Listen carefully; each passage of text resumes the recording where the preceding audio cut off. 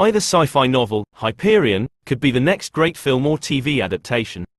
It seems that, now more than ever, literary works that have historically been deemed unfilmable have begun to turn a page and make their way to the big screen.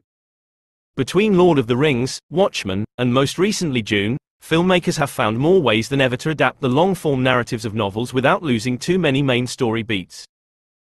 Fans of genre fiction have seen many large-scale sci-fi, fantasy, and horror staples make their ways to the big screen, but one that is still floating around in development purgatory is Dan Simmons' 1989 novel Hyperion.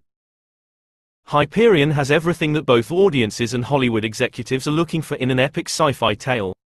It is peppered with action set pieces, a sprawling cast of characters, and a fantastic villain looming over everything. It also just happens to have an incredibly dense and complex story, one chock full of multiple timelines running both forwards and backwards, yes, backwards, religious and philosophical themes, rich character studies, and a hefty amount of world building. Needless to say, it's a project that would take a real maestro to crack. Over the last couple of decades, a number of creative figures have tried their hand at Simmons' novel, but we are still yet to see an adaptation successfully make its way off the ground. If done right, we just might have another mass media franchise on our hands in Hyperion.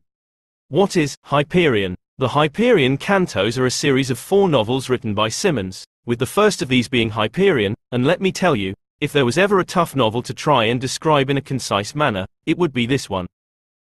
It's the story of 7 pilgrims traveling to the planet of Hyperion, with each of them looking for the answers to unsolved events in their lives. Not only does the first novel in the series closely follow a group of 7 characters, but its entire structure is essentially divvied up into short stories that deep dive into the individual's characters' backgrounds. Almost all of these stories share the appearance of a mysterious figure called the Shrike, a mythical and murderous creature on Hyperion that is worshipped by some and hunted by others.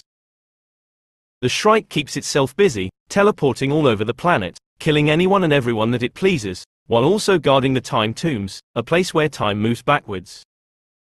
The 7 pilgrim stories explain the reasons they were chosen to go to Hyperion and, specifically, the Time Tombs. Does this sound like a lot? It almost certainly does, but with the room that a novel provides writers to play in, this story reads fairly smooth. That's where things get tricky for an on-screen adaptation.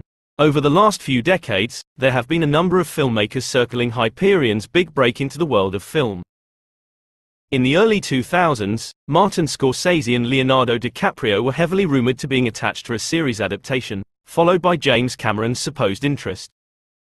In 2009, the project ended up falling into the hands of Scott Derrickson, who had plans to combine the original novel and its first sequel, The Fall of Hyperion, into one film. If you've read these books, you'd know that this endeavor would just about be impossible. This proved to be true, with Derrickson's film never coming to fruition. In 2011, Bradley Cooper grabbed a hold of the adaptation and has chipped away at it ever since. Cooper started out aiming for a movie, then a mini-series for the Sci-Fi Channel, and as of 2021, has since refocused his efforts theatrically and is planning on making Hyperion into a movie over at Warner Bros. The same studio that brought Denis Villeneuve's Dune to the big screen. While reading Hyperion and experiencing its complex narrative, it truly feels like the unadaptable novel of all unadaptable novels. It's a story that features time moving both forwards and backwards, storylines that take place across a galaxy, and a main storyline that's split up into 7 flashback stories, each of which are so dense that it's hard to imagine anything being cut from them for time's sake. If the adapter really wanted to bring the entirety of the novel to life, the best bet just might be to aim for TV. We've seen this done with Game of Thrones, as well as large-scale, sprawling shows like The Rings of Power.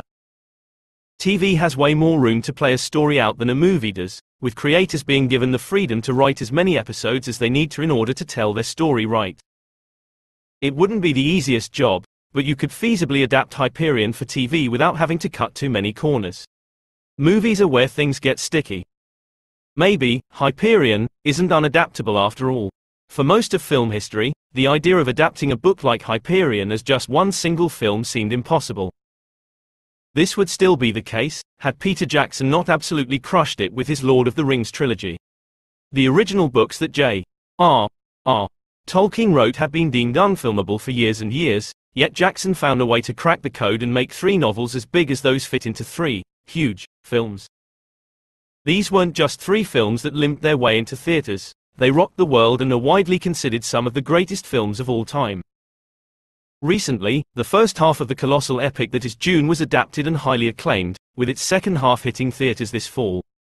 These films prove that the first Hyperion novel can be made into a film, whether it gets split up into several parts or is kept as one big old mammoth of a sci-fi film. Just add a dash of Alien, a lick of Prometheus, a bit of Memento, sprinkle in some of The Matrix, and a dose of Silence, and you've got Hyperion. Good luck, Bradley Cooper. With Hyperion's different storylines ebbing and weaving in and out of the main plot, it's a film that would take on an assortment of different tones. While Hyperion is primarily a sci-fi novel, it dips its toes into many other genres throughout its pages. It'll flip on a dime between sci-fi, fantasy, romance, adventure, and even horror, with loads of tension and unshakable images along the way.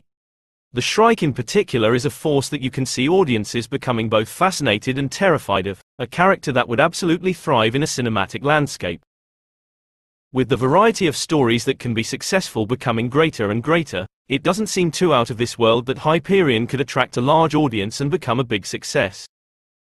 When the day comes that the Hyperion adaptation eventually gets off the ground, it seems as though its filmmakers will have enough other successful adaptations to look to as a source of inspiration. Audiences have never been so willing to embrace these types of immense genre stories, so why not give Simmons' original novel its own movie or TV show?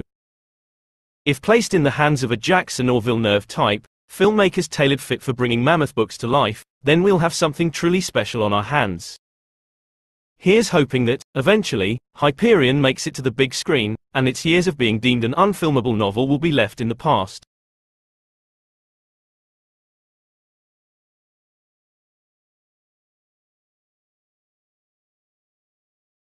T